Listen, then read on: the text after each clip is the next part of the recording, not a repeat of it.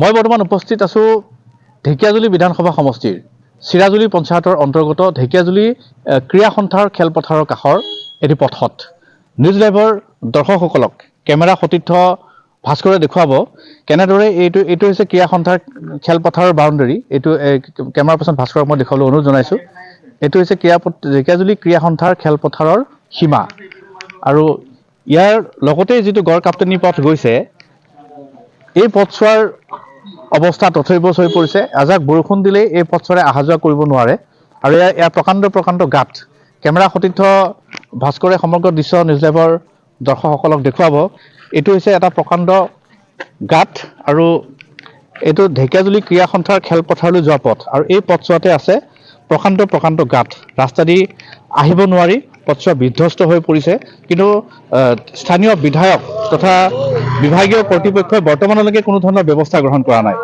ৰাইজে আক্ষেপ প্ৰকাশ কৰিছে আৰু এই পথছোৱাৰ কাষতে এটা গৈছে পথ, এই পথছোৱাৰো অৱস্থা তথৈবচ হৈ আছে।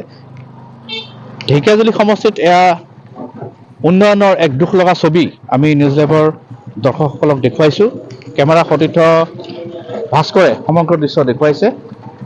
আমি স্থানীয় ৰাইজ আছে ইয়াত, আমি স্থানীয় ৰাইজৰ পৰা জানিবলৈ চেষ্টা কৰিম।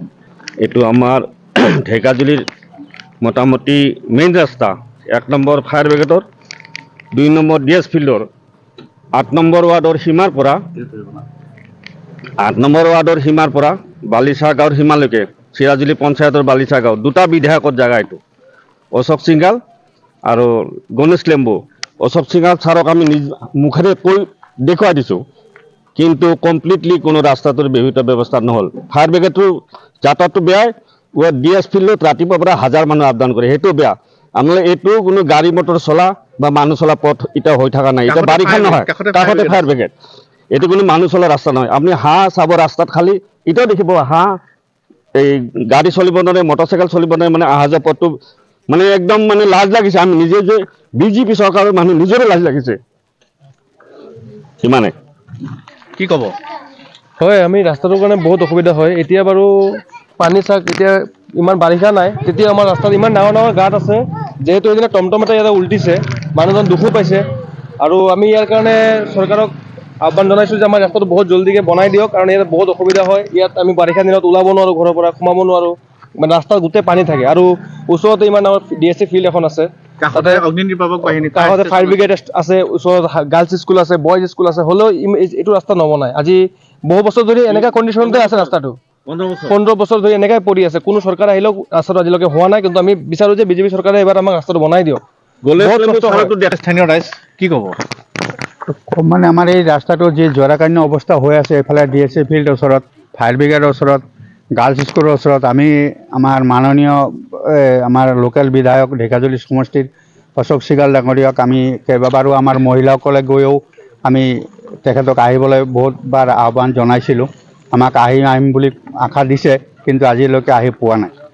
তো গতিকে এই ৰাস্তাখিনি আমাৰ অতি সোনকালে মানে অসম চৰকাৰক আমি জনাব বিচাৰিছোঁ যে যদি অতি সোনকালে আমাৰ এই ৰাস্তাখিনি অলপ মেৰামতি বা ভাল কৰি দিয়ে।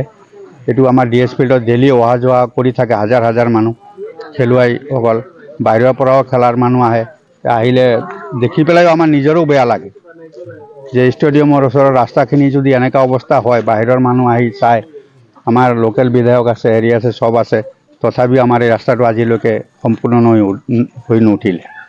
হয়, ক'ব লাগিব যে এইটো ঢেকিয়াজুলিৰ অত্যন্ত এটা গুৰুত্বপূৰ্ণ পথ। ঢেকিয়াজুলি ক্ৰীড়া সন্থাৰ খেলপথাৰলৈ যোৱা পথ, একমাত্ৰ পথ। আৰু ঢেকিয়াজুলি যি অগ্নি নিৰ্বাপক বাহিনীৰ কাৰ্যালয় আছে এই পথছোৱাতে অৱস্থিত। কিন্তু বৰ্তমানলৈকে এই পথছোৱাৰ নিৰ্মাণ কাৰ্য এতিয়ালৈকে কোনো ধৰণৰ নিৰ্মাণ কাৰ্য হোৱা নাই। এবাৰে যি নিৰ্মাণ কৰিলে তাৰপিছত বছৰ ধৰি পথছোৱা বিধ্বস্ত হৈ পৰিছে, যাতায়াতৰ অনুপযোগী হৈ পৰিছে। তথাপিও কিন্তু স্থানীয় বিধায়কে কোনো ধৰণৰ ব্যৱস্থা গ্ৰহণ কৰা নাই। নিউজ লাইভৰ তৰফৰ পৰা আমি বিভাগীয় কৰ্তৃপক্ষ তথা স্থানীয় বিধায়কক আমি আহ্বান জনাইছোঁ, শীঘ্ৰে যাতে পথছোৱা নিৰ্মাণ কৰি ৰাইজৰ যাতায়াত ব্যৱস্থা সুচল কৰি তোলে।